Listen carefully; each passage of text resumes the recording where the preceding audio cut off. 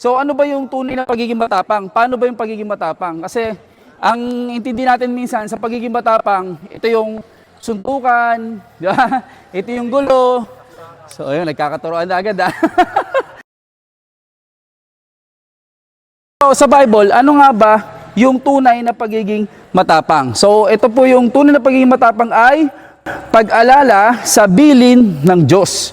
So saan natin ito mababasa? Joshua chapter 1 verse 9. Alalahanin mo palagi ang bilin ko sa iyo. Ano daw alalahanin palagi ang bilin ko sa iyo? Alalahanin mo palagi ang bilin ko sa iyo. Magpakatatag ka at magpakatapang. Huwag kang matakot o kaya manghina. Dahil ako ang Panginoon, na iyong Diyos ay kasama mo kahit saan ka pumunta. Ang tunay na pagiging matapang, ito yung hindi paglimot o laging pag-alala sa lahat ng bilin sa atin ng Panginoon. Kaya yun yung kagandahan po, kaya tayo nagba-Bible study para hindi natin nalilimutan yung mga sinasabi ng Panginoon. So mamaya, tatalakayin natin pagkatapos ng laro. So ano ba yung mga binilin sa atin ng Panginoon? So mamaya natin pag-uusapan yan, yung mga specific kung ano ba yung binibilin sa atin ni Lord na kailangan natin gawin. Sa oras ng Salamat po sa basketball resort na ito. Sana po marami po kami matutunan na word galing po kay Pastor Arman. At sana po makauwi po kami na maayos at ligtas din lang po. Amen. Asila po ni Tatay po, Jun po. Yon, sino nag-invite po kay Tatay Jun? Si Tatay, pangalan ulit tayo? Freddy. Palakpakan natin si Lord sa buhay ni Tatay Freddy. Yan. Sino pa yung bago natin? Bago natin, si Bro Justin at saka si Franz. So, sino nag-invite po? Si Franz. Palakpakan si Lord sa buhay ni Franz. Yan. So, yung topic natin ngayon, ano ba yung tunay na pagiging matapang? Kasi, ano bang holiday natin ngayon? Araw ng Kagitingan. Kumbaga, araw ng mga matatapang, no? Sa Anuebe. So ano ba yung tunay na pagiging matapang? Paano ba yung pagiging matapang? Kasi ang intindi natin minsan sa pagiging matapang, ito yung suntukan, di ba? Ito yung gulo. So ayun, nagkakaturoan na agad ah. So, sa Bible, ano nga ba yung tunay na pagiging matapang? So ito po yung tunay na pagiging matapang ay pag-alala sa bilin ng Diyos. So saan natin ito mababasa? Joshua chapter 1 verse 9. Ang sabi po dito, alalahanin mo palagi ang bilin ko sa iyo. Ano daw alalahanin palagi ang bilin ko sa iyo? So yun po yung, wag natin kakalimutan, alalahanin daw po natin yung bilin ng Panginoon. So next po, magpakatatag ka at magpakatapang. So yung pala yun, no? Huwag kang matakot o kaya'y mapanghina dahil ako ang Panginoon na iyong Diyos na kasama mo kahit saan ka man pumunta. Ibig sabihin, lahat po na pag-aaral natin, lahat ng ating mga promises ni Lord na tinitake note natin, nagkakaroon tayo ng takot eh. Takot saan? Minsan natatakot ka ng umattend sa Bible study kapag wala kang pera. So nagkakaroon tayo ng takot. Iba't ibang klaseng takot. Ayaw mo na mag-church kasi natatakot ka, sayang yung work mo. Dapat pupunta ka ng church or dapat magbabasa ka ng Bible. So mas pinipili mo na lang mag-work. So hindi naman masama mag-work. Ang masama kapag nawawalan tayo ng time kanino sa Panginoon. So yung pagiging matapang, yung tunay na pagiging matapang, ito yung hindi paglimot o laging pag-alala sa lahat ng bilin sa atin ng Panginoon. Kaya yun yung kagandahan po, kaya tayo nagba-Bible study, para hindi natin nalilimutan yung mga sinasabi ng Panginoon. So mamaya, tatalakayin natin, pagkatapos ng laro, so ano ba yung mga binilin sa atin ng Panginoon? So mamaya natin pag-uusapan yan, yung mga specific kung ano ba yung binibilin sa atin ni Lord na kailangan natin gawin sa oras ng kinakailangan. Okay? Yan.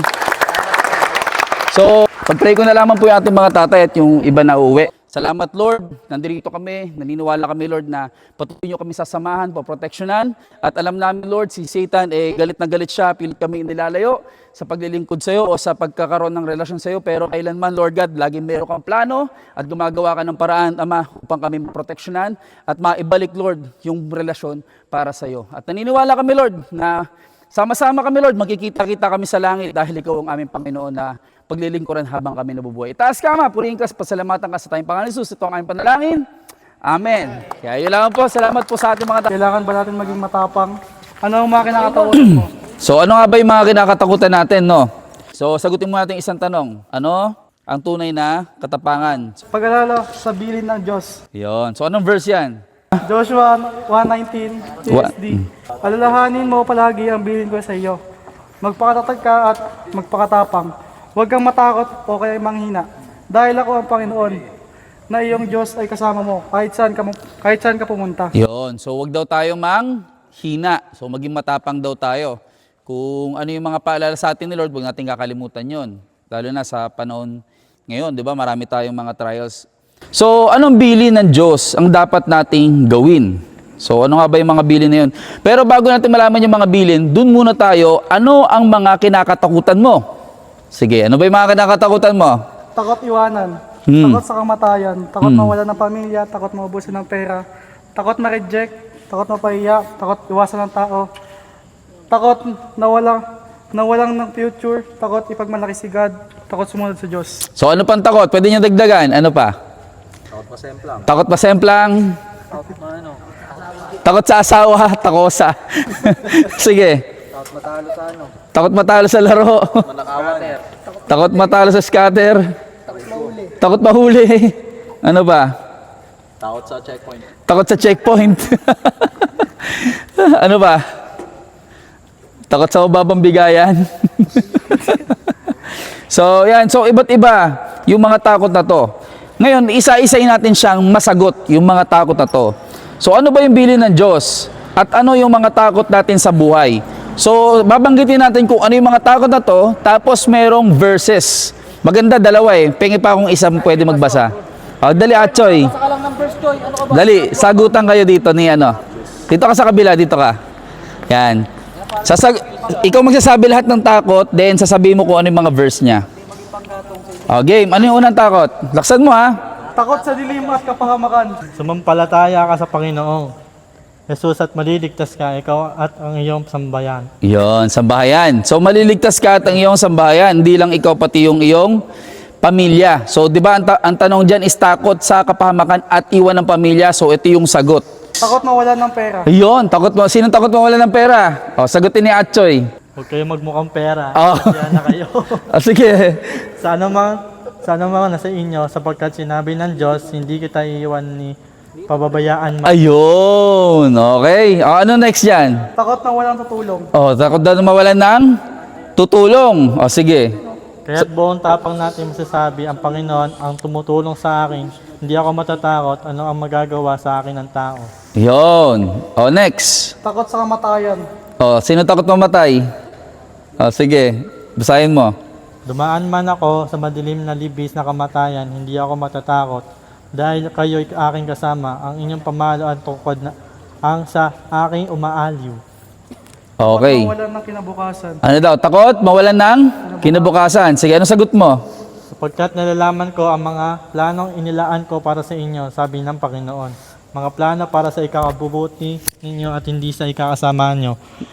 At mga planong magbibigay sa inyo ng pag-asa at magandang kinabukasan. Yon. Next. Takot mapahiya. O, takot ng paya. Anong sagot dyan? Sapagkat ang nagpapakataas sa kanyang sarili ay ibababa at ang nagpapakababa ay itataas. Yon. So, kung feeling nyo, dinadown kayo, okay lang yan kasi tataas kayo ni Lord. Next. Takot maglingkod sa Diyos. Takot daw maglingkod. Anong sagot mo dyan? Kung mananatili kayo sa akin at ang mga salita ko'y mananatili sa inyo, ipagkakaloob ko ang anumang hilingin ninyo. Yon. Bibigay ni Lord. Next. Takot maglingkod sa Diyos. O.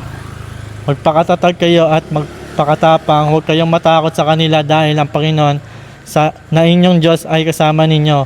Hindi niya kayo iiwan o pababayaan man. Yon. Last one. Takot magmahal. Yon. Sige. Maging handa kayo at magpakatatag sa inyong pananampalataya, maging matapang kayo at magpakatibay. At ang lahat ng ginawa ninyo ay gawin ninyo ng may pagmamahal. Yon. Okay, palapakan natin si Lord. Para kay Rain at kay Atchoy. Sige. Yung kanina, iba't ibang mga verses yun at pangako yun ni Lord.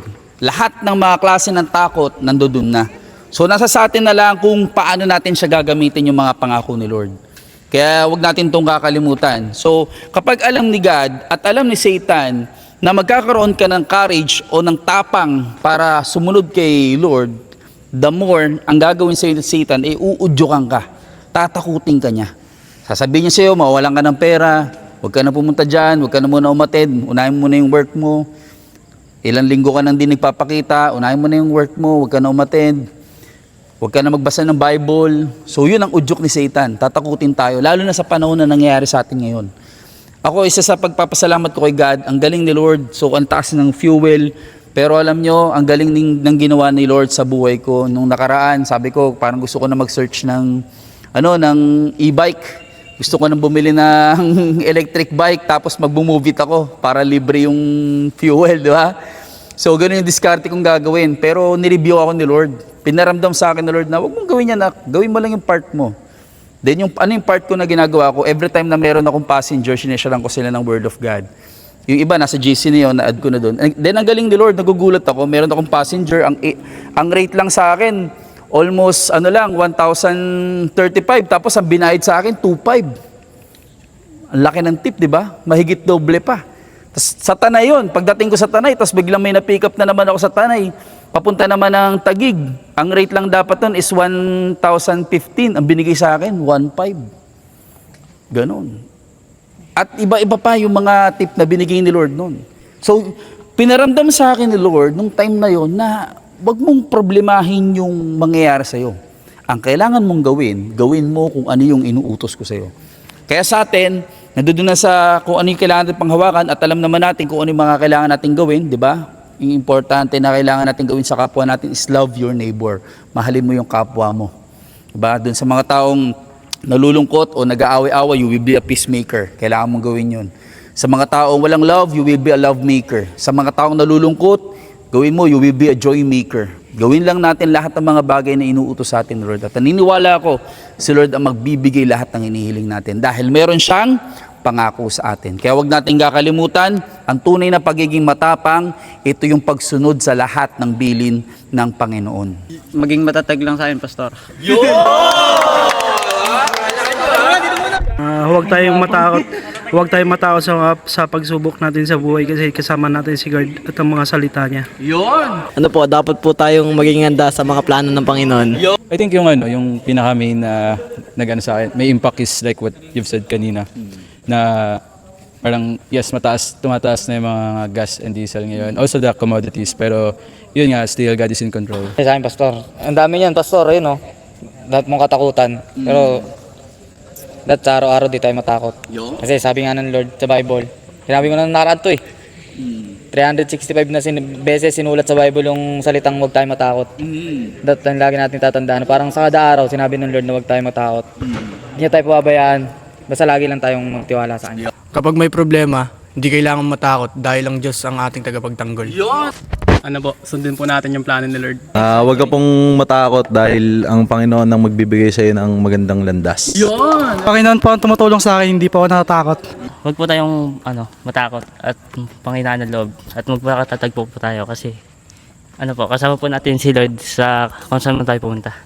Sabi nila maging matatag tayo, huwag tayo matakot. Kasi tagapagtanggol natin si Lord.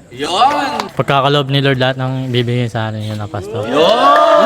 Natutunan ko po na hindi tayo matakot sa pagsubok. Dapat natin itong labanan. Magtiwala lang kay Lord. Magtiwala lang sa Panginoon. Okay, thank you Lord. Kasi paano ka magpo-progress kung may fear ka? So minsan kasi kailangan harapin mo . Yan. Salamat sa araw na ito na pinagtipon-tipon niyo po kami. Naway may matutunan po lahat ng mga pumuntaan. Sana po maging ligtas ang pag-uwi namin tulad ng pagpunta namin dito. Maraming salamat lahat ng papuro para sa In Jesus' name, pray, Amen. Praise God.